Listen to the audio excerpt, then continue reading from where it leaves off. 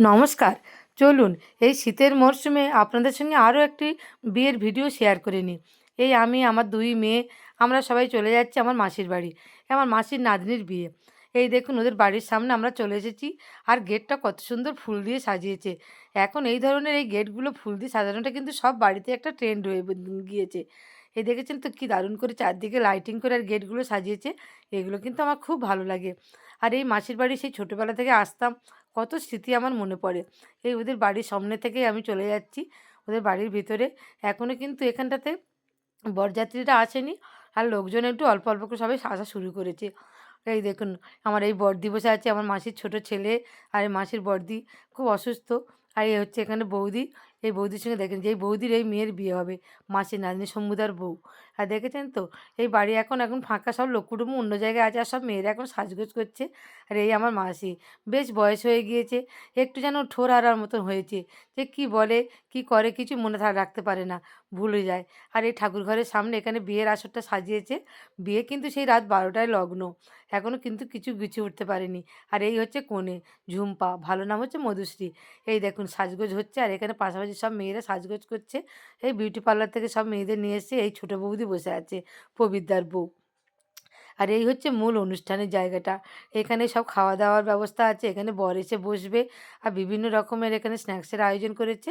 আর মূল ডিনারের আয়োজনও এখানে আছে। এই চারিদিকে আপনাদের ঘুরিয়ে ঘুরিয়ে দেখাচ্ছি। আর প্যান্ডেলটাও কিন্তু করেছে খুব দুর্দান্ত। আর বেশ ঠান্ডা তো পড়েছে কয়েকদিন ধরে। তাই আমি কিন্তু প্রথমে একটু গরম গরম কফি নিয়ে নিলাম। আর এখানে কফিও আছে আর পাশাপাশি আছে এই তন্দুরি চা। তন্দুরি চাটা কিন্তু আমার খেতে দারুণ লাগে। আর বিশেষ করে মাটির ভাঁড়ে। যতই আমরা এই কাগজের কাপে খাই না কেন, আমার কিন্তু একদম ভালো লাগে না। যে আমি একটু বাইরে যদি কোথাও চা খাই বা কফি খাই, চেষ্টা করি যে যদি সেখানে মাটির ভাঁড়টা পাওয়া যায়। তাই এখানেও যখন দেখলাম মাটির ভাঁড়ে দিচ্ছে, তা সে লোভ কি আর সামলানো যায়? এই এরা হচ্ছে আমার মামাতো ভাই। এই সবাই এসেছে। আস্তে আস্তে সব আত্মীয়-স্বজন, সব পাড়া প্রতিবেশী সবাই যে আসা শুরু করেছে। আর লগ্নটা তো অনেক দেরিতে, তাই একটু লোকজন একটু দেরি করে আসছে। এ হচ্ছে বুলবুলি, আমার মামাতো বোন। সেই কোন ছোটোবেলা থেকে সব ছোটো থেকে বড় হয়েছি। আর আমার ছুটকি দেখেছেন তো? ও স্ন্যাক্সগুলো আস্তে আস্তে খাচ্ছে, ওর ভালো লাগছে এই স্ন্যাক্স ধরনের খেতে। আর এই বুলবুলির সঙ্গে অনেকদিন পরে দেখা হলো তাই গল্প করছি। এখন তো আর কেউ কারো বাড়িতে এমনি এমনি যাওয়ার সময় হয় না। এই সবাই একটা অনুষ্ঠান করলে এক জায়গায় হওয়া হয়। আর এই মধুশ্রী সেজে চলে এসেছে। ও এখন একটু ফটোশ্যুট করে নিচ্ছে ক্যামেরাম্যানদের সামনে বিভিন্ন রকম অ্যাঙ্গেলে। আর বিভিন্ন আত্মীয়স্বজন ওর সাথে একটু ছবি তুলে নিচ্ছে। আর এই দেখুন ফুচকা আছে। এই ঠান্ডার সময় ফুচকা আর এই সময় কে খায়? তবুও সবাই একটু খাচ্ছে টুকটাক। আর এই দেখুন আমার মামার বাড়ির সব লোক কুটুম্ব চলে এসেছে। সব মামাতো ভাইরা আছে, তারপরে এই ভাইয়ের বউরা আছে। আর বিভিন্ন ককটেল মকটেল এখানে সব রকম সাজিয়ে রেখেছে। কিন্তু আমার যা দাঁতের অবস্থা, আমি ভয়ে কিন্তু ওদিকে যাইনি। আমার মেয়েরা একটু খেলো, আমি একটু তাতে টেস্ট করলাম। আর এই আমার মেয়েরা এখানে বসে আছে, একটু ককটেল ওরাও টেস্ট করে দিচ্ছে। দেখা যাক কোনটা কেমন। আর এই দেখুন সব মামাতো ভাইদের সঙ্গে মামিমা এসেছে, মেজো মামিমা। বড় মামিমা আসতে পারেনি, শরীর খারাপ। তাই আমি বললাম মামিমা একসঙ্গে দাঁড়ানো থাক। আর এই রামচাঁদ আছে, প্রশান্ত আছে, সুমন্ত আছে। এরা সব আমার মামাতো ভাই। সেই ছোটোবেলা থেকে একসাথে সব আমরা হেসে খেলে বড় হয়েছি। আর এখন লোকজন অনেক আসা শুরু করে দিয়েছে। এখনও তো আত্মীয়স্বজন ঠিকঠাক মতন অল্প, অল্প করে আসছে, তাই একটু ফাঁকা আছে। আর এরা কিন্তু এই চিকেন সাটেটা বানিয়েছিল দারুণ। এই দেখুন আমাদের সব পরিবারের লোকজনও সবাই হাই করে দিচ্ছে। সব আমার মামার বাড়ির তরফের এরা আছে। আর এই দেখুন চিকেন সাটেটা আমার ছুটকি একটু ঘুরে, ঘুরে খাচ্ছে। সব কিছুতে এনজয় করা যাচ্ছে। আর মধুশ্রী সেও একটু ক্যামেরাম্যানদের সঙ্গে ছবি তুলে নিচ্ছে। এই সময় একটু ফাঁকা আছে, আবার একটু বিয়ের ভিড় হয়ে যাবে। ওর সঙ্গে আমিও একটু সিংহাসনের উপর উঠে গিয়ে একটু ছবি তুলে নিলাম। সেই কখন আমাদের বিয়ে হয়েছিল কত বছর আগে, সিংহাসনে বসা তো ভুলে গেছি। তাই আমি একটু সিংহাসনে বসে যখন ছবি তুলে নিলাম। এই হচ্ছে জামাইবাবু নান্টুদা।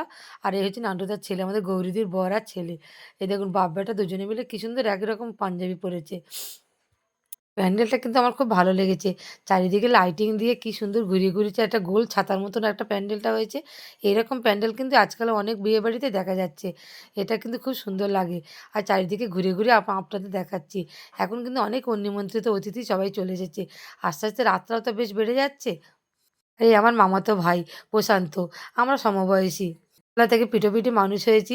আর এই দেখুন আমার মেয়ের সঙ্গে আমি একসঙ্গে মিলে সবাই মিলে একটুখানি এই সিংহাসনে বসে ছবি তুলে নিচ্ছি। আবার একটু স্টার্টারের দিকে চলে গেলাম। এই বেবিকর্নটাও করেছে এখানে খুব সুন্দর। তারপরে পকোড়া আছে, তারপরে ফিশ বল আছে। সবকিছু একটু টুকটাক করে ঘুরে, ঘুরে নিয়ে একটু খাওয়া-দাওয়া হচ্ছে। আর সবার সাথে কিন্তু জমিয়ে একটু গল্প হচ্ছে।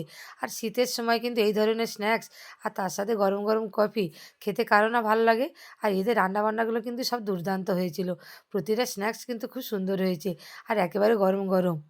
বিয়েবাড়ি মানেই তো একটু সুন্দর করে ভালো করে সাজগোজ করা হবে, ভারী সাজ হবে, আর একটু জমিয়ে খাওয়া-দাওয়া হবে।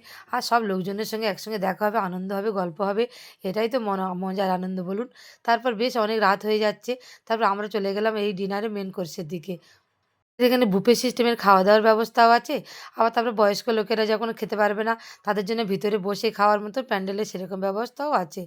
সিস্টেম হিসেব করেই নিলাম। ১ম একটু স্যালাড দিয়েই শুরু করলাম। সবাই যদি ভিতরে গিয়ে বসে খাবে তাহলে বয়স্ক লোকেরা বা যাদের সাথে বাচ্চা আছে তাদের তো বসে খেতে অসুবিধা হবে। তাই আমরা ভিতরে প্যান্ডেলে গেলাম না। আর এক করে কিন্তু এখানে ফুফেস্টের সব রান্নাগুলো কিন্তু দুর্দান্ত হয়েছে। এই নান ছিল, তারপর আচারি আলুর দম, বাটার পনির আর দই কাতলাটা যা রান্না করেছিল না দারুণ কিন্তু ব্যাপক হয়েছে। আর ফিশ ব্যাটার ফ্রাইটাও কিন্তু খুব সুন্দর হয়েছে। আর পাশাপাশি রয়েছে এখানে সাদা ভাতও ছিল, পোলাও ছিল আর মটন কষা। আমরা সবকিছু একটু, একটু করে নিলাম। এই মটন কষাটা হলেই হয়ে যায়। কিন্তু বিয়েবাড়িতে এসে সব রকম একটু টেস্ট করে দেখা যাক।